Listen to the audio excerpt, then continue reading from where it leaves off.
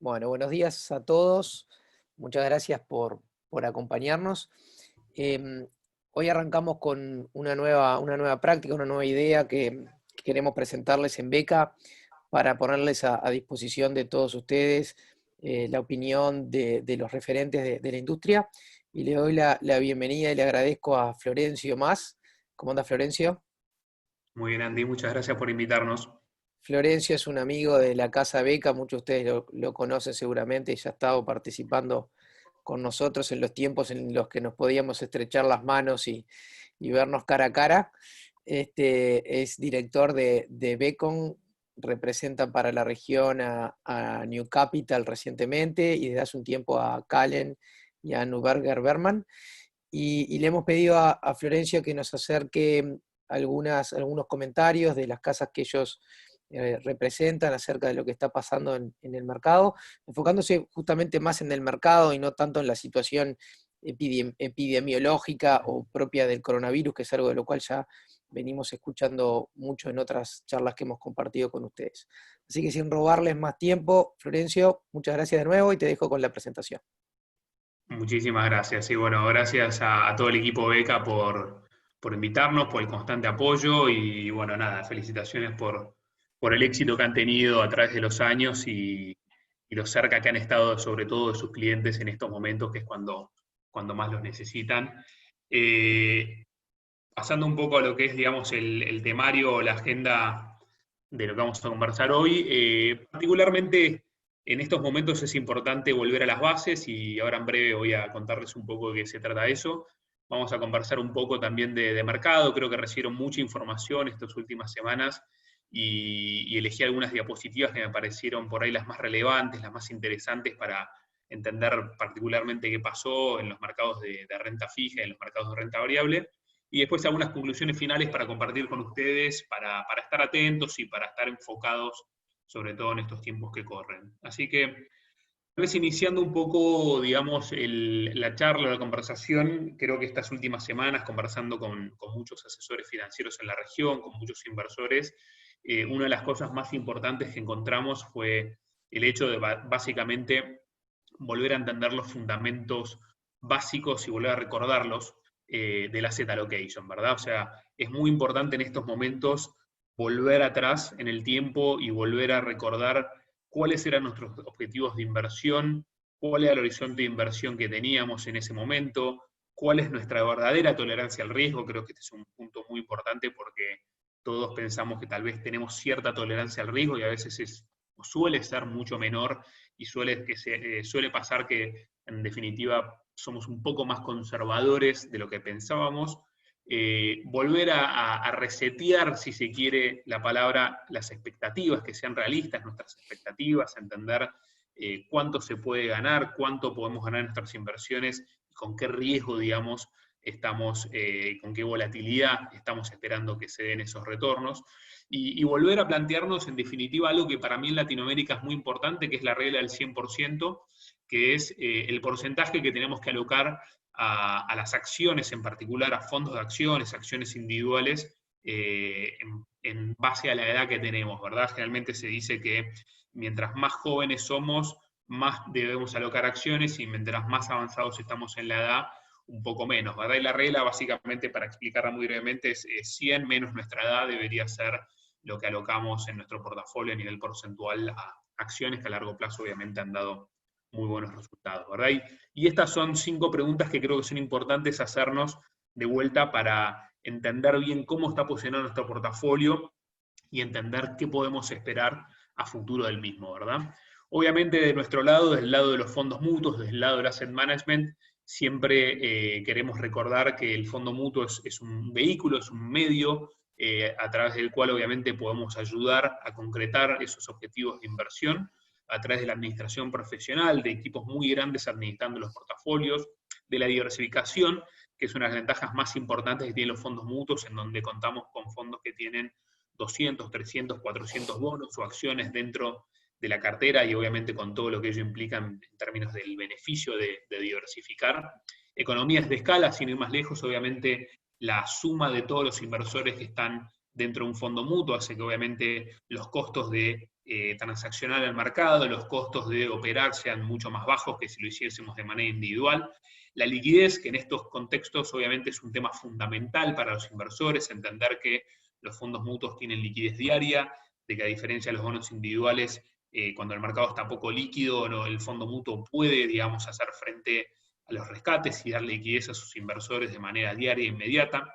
La simplicidad y transparencia, algo que muchos inversores tal vez no conocían o no entendían desde los comienzos, que los fondos mutuos realmente son muy simples en la manera en la cual se estructuran y obviamente son muy transparentes de todas las tendencias que hay dentro de la cartera de inversión, y también obviamente los grandes pools de activos, los grandes pools de dinero acceden a oportunidades muy interesantes por ser inversores grandes, los volúmenes muy importantes, que tal vez de otra manera no podríamos acceder de manera individual. O sea, toda una serie de cosas que creo que son también importantes de recordar en este contexto, en donde el fondo mutuo ayuda a manejar el riesgo, ayuda a que el objetivo de inversión de largo plazo se pueda obtener, ¿verdad?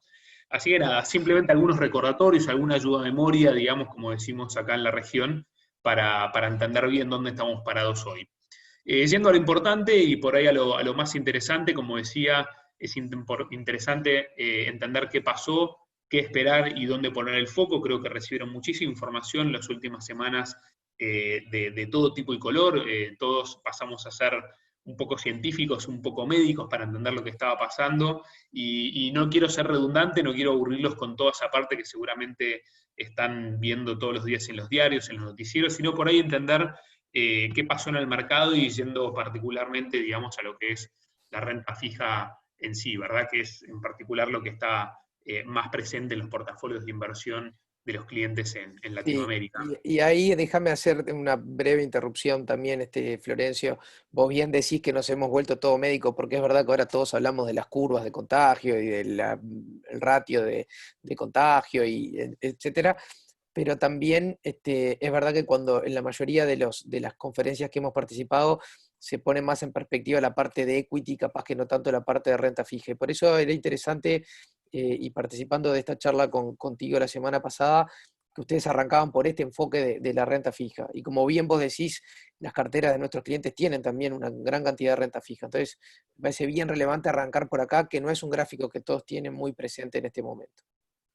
Totalmente, totalmente. Y básicamente este gráfico lo que nos muestra es que la ampliación de spreads, o dicho de otra manera, la caída en los precios de la renta fija, de bonos emergentes, de bonos investment grade de Estados Unidos, de bonos high yield y demás, fue muy pronunciada. De hecho, fue más pronunciada o mucho más rápida y agresiva que lo que vimos tal vez en el 2015, en el 2013, inclusive también mucho más rápido de lo que sucedió en 2008, digamos. ¿Por qué? Porque a través de los cambios regulatorios que sucedieron post 2008-2009, en donde los bancos tuvieron cada vez más requerimientos y cada vez más regulaciones para poder ser traders y dealers, digamos, de los bonos y de las acciones en general, y no poder generar una posición importante propia, los mercados obviamente se transformaron en mercados menos líquidos. ¿Esto qué quiere decir, hablando en español? Básicamente que cuando no hay comprador del otro lado, que históricamente eran los bancos, los precios obviamente caen a un volumen muchísimo más rápido. En estas últimas semanas, dado lo que sucedió con el coronavirus y lo que sucedió también obviamente con el tema de los precios del petróleo en el mundo, hubo mucho más vendedores que compradores, y por eso la magnitud de la caída. La buena noticia es que la caída fue tan brutal que las oportunidades hoy son mucho más evidentes y son mucho más interesantes, y eso, puesto en contexto, lo vamos a ver en el próximo gráfico, pero no quería dejar de decir esto que vamos a ver en este gráfico que estamos viendo ahora en pantalla, porque lo particular de esta caída y lo particular de la oportunidad que se generó, que acabo de mencionar, es que los papeles más líquidos, los papeles que suelen tradear más, los papeles que tienen más volumen en el mundo de la renta fija, en este caso en particular cayeron más que los papeles menos líquidos. Y perdón si me pongo un poquito técnico acá, pero en definitiva, y tratando de explicarlo de manera muy, muy simple, es que aquellos inversores que necesitaron cash en estos momentos de volatilidad, que salieron a vender sus posiciones, optaron por vender sus posiciones más líquidas, las que sabían que podían vender de manera más rápida, que Bien, sus posiciones menos En algún líquida. momento, perdóname que te interrumpa, no es que optaron, es que era lo único que había que podían vender, porque realmente hubo papeles que no fue posible vender en estas últimas semanas. Exacto. Entonces, dado que había papeles de poca liquidez o papeles por ahí de baja calidad con poca liquidez que no operaron directamente, los Ujú. precios que se veían en pantalla, los precios de mercado, eran irreales. Entonces, tal vez papeles poco líquidos mostraron una caída menor que los papeles líquidos, dado que los papeles líquidos eran aquellos en los cuales nos podíamos hacer de dinero rápido. Y eso un poco Definitivamente. explica también la locura, la deslocación, el desarbitraje del mercado de la renta fija, como estamos viendo acá, y obviamente explica la oportunidad de la cual, digamos, estamos hablando, ¿verdad? O sea, en particular el mundo de la renta fija incorporó o trajo a valor presente un escenario mucho más grave que lo que vimos en el mundo del equity. Y en particular, obviamente, hablando de tres segmentos muy grandes del mundo de los bonos, que son los bonos IG, que son los investment grade o bonos de grado de inversión, y también hablando de los bonos high yield, que son los famosos alto rendimiento, y también hablando de los bonos emergentes, soberanos en particular, lo que sucedió es que los precios cayeron de manera tan brutal, o los spreads se ampliaron de manera tan importante, que sin dudas nos generaron un entry point muy atractivo en términos históricos.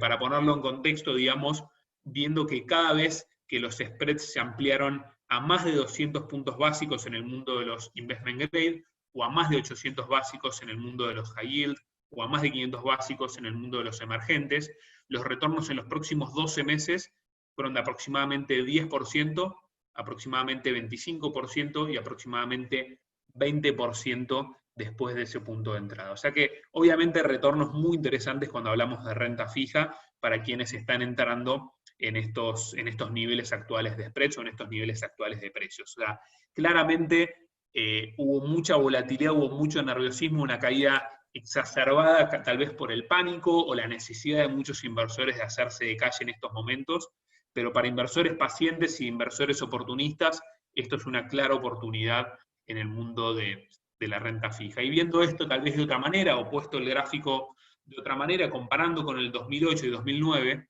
la caída que Sí. sufrieron las acciones representadas por el Standard Poor's 500 fue tal vez no tan grave como el 57% de caída de pico a valle que vimos en el S&P desde octubre de 2007 hasta marzo de 2009, pero fíjense en el mundo investment grade, o sea, la caída fue prácticamente igual y no se justifica dado que estamos hablando de papeles investment grade.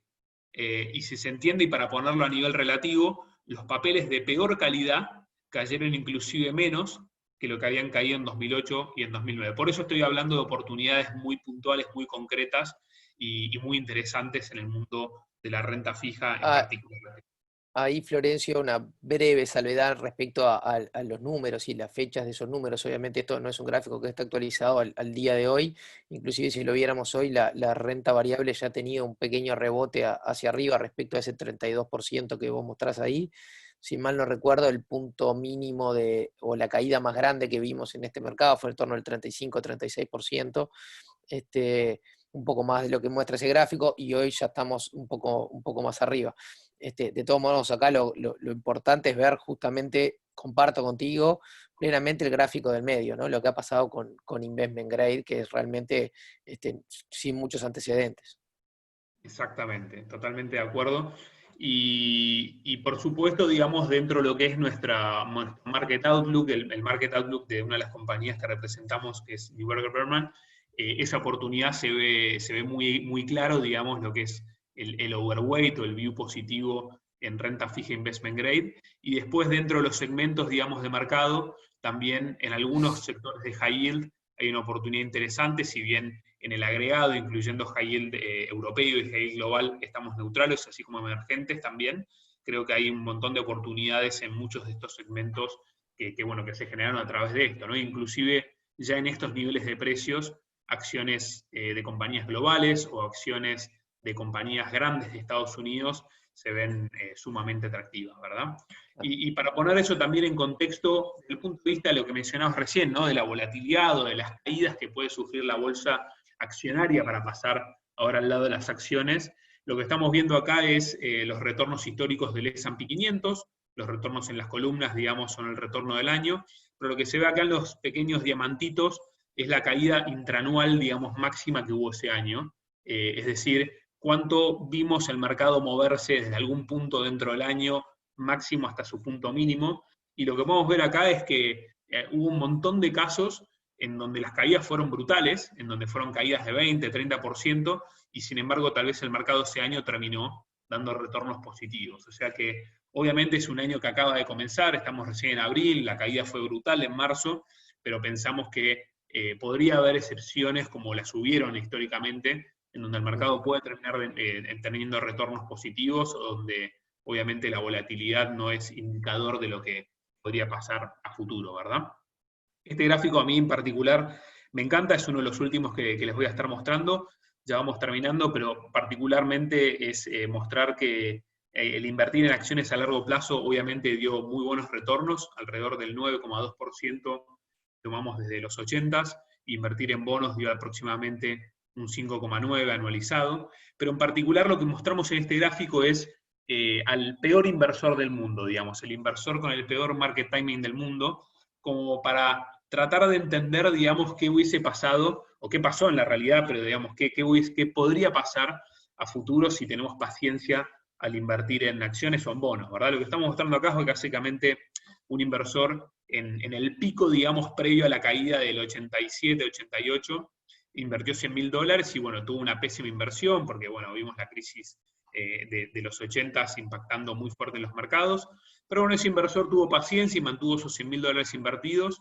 Después, antes de que tengamos la crisis de las .com, ese inversor veía que la bolsa no paraba de subir y dijo, bueno, vamos por la revancha, invertimos otros 100.000, y bueno, lamentablemente invirtió en agosto del 2000, que fue el pico, digamos, donde se empezó, entre comillas, a explotar la burbuja tecnológica, y ese inversor tuvo un retorno muy malo en los primeros años, pero bueno, dejó esos $100.000 también invertidos, y después ese mismo inversor, al ver que la bolsa rebotaba y ver todos los retornos del 2003, 2004, 2005 hasta el 2007, decidió en octubre del 2007 invertir otros $100.000, y bueno, obviamente sufrió la crisis financiera, pero ese inversor dejó esos $300.000 invertidos, y se puede ver que después a largo plazo tuvo excelentes retornos, inclusive comparando contra el mismo ejemplo de renta fija. O sea que la conclusión de este gráfico es, no importa tanto el momento donde entramos, sino cuánto tiempo le damos a la inversión, porque si le damos tiempo a las inversiones, no importa si entramos en el pico del mercado o en el valle del mercado, a largo plazo las acciones, sin lugar a dudas, nos dan muy buenos retornos de manera histórica, ¿verdad? Más de un Sí, 9% anualizado. ahí permitime hacer un comentario y unir este gráfico con el primer slide de tu presentación, que tiene que ver con el punto de la diversificación. Este gráfico es válido en la medida que en el medio no hay, digamos, hablando en términos un poco crudos, ningún muerto en el camino, en el sentido de, bueno, me compré un bono que defaultió. Evidentemente que este gráfico ahí quedaría ahí. El tema de estar diversificado, y vos sabés, Florencio, y nuestros clientes también saben que nosotros somos bastante insistentes con esto de los fondos de inversión, es lo que nos permite esta dinámica de esperar, de que esto sea un tema de tiempo, y así se lo hemos expresado a nuestros clientes en muchas conversaciones. Ahora lo que queda es esperar, distinta a la situación cuando uno tiene un bono de una empresa que no sabe si va a sobrevivir. Y en estos casos, por eso digo, este gráfico aplica en esa dinámica. Exactamente, sí. Acá estamos viendo, sin lugar a dudas, las 500 compañías más importantes de Estados Unidos, por ponerlo de esa manera, ¿verdad? Claro. También, obviamente, el insistir mucho con esto que mencionábamos, Andy, el tema de la paciencia. Generalmente los mejores días del mercado vienen muy cerca de los peores días del mercado. Lo vivimos hace escasas semanas, días de arriba la bolsa 5, 6, 7, 8%, abajo en El la misma lunes, magnitud. este lunes. El lunes mismo pasó algo Claro, muy similar, digamos, un rebote fenomenal de la bolsa. Y o sea, correcto. en estos momentos donde todos generalmente estamos muy nerviosos, es donde no hay que salir, porque si algo nos muestra la historia es que salir genera unos retornos muy, pero muy por debajo de lo que hubiésemos obtenido al mantenernos invertidos. Y en la parte superior del gráfico se ve esto, se ve los últimos 20 años del S&P 500, que es tomando desde el 2000 hasta fin de 2019 un retorno del 6%, pero ¿qué pasa si nos perdimos los 10 mejores días de mercado? Que generalmente de vuelta son días que me perdí por haber salido en un día malo, digamos, un día que me asusté. Bueno, dejé casi 4 puntos de performance en el camino. Mi retorno del 6% pasó a ser un retorno del 2%. Y si me perdí los 20 mejores días, ya ahí me quedé directamente casi empatado. Y ni hablar si me perdí los mejores 30, o los mejores 40, o los mejores 50, digamos. Perdí mucha plata. O sea que no importa haber estado en el largo plazo, si salí o traté de hacer lo que muchos llaman market timing, o digamos, tratar de entrar y salir cuando veo que el mercado se pone difícil. Claro. Sin dudas, la peor estrategia es tratar de hacer market timing. Y se ve también en el gráfico de abajo, como muchos activos en el largo plazo dieron muy buenos retornos: real estate, oro, petróleo, el S&P 500, cartera que tiene 60% de acciones y 40% de bonos, y viceversa. Y el inversor medio, que ese es el inversor que suele tratar de hacer market timing, y que entra y sale y se asusta, ese inversor medio en promedio gana mucho menos plata que haber estado invertido en cualquiera de estos tipos de activos. O sea que de vuelta insistimos, diversificar, tener paciencia, no tomar decisiones en los momentos inadecuados, todas son reglas básicas que obviamente hay que tener mucho más presentes en estos momentos en donde estamos inundados de información y sobre todo información bastante negativa, ¿verdad? Así que bueno, comentarios finales para ir cerrando y yendo hacia las conclusiones. Los fondos de inversión no son un fin, son un medio. Volver a las bases, estar obviamente siempre atento y pendientes de qué es lo que tiene que hacer el fondo de inversión en mi portafolio, qué rol cumple, cómo me puede ayudar, y entender mi portafolio de inversión como ese asset allocation de largo plazo que planeamos con nuestro asesor financiero.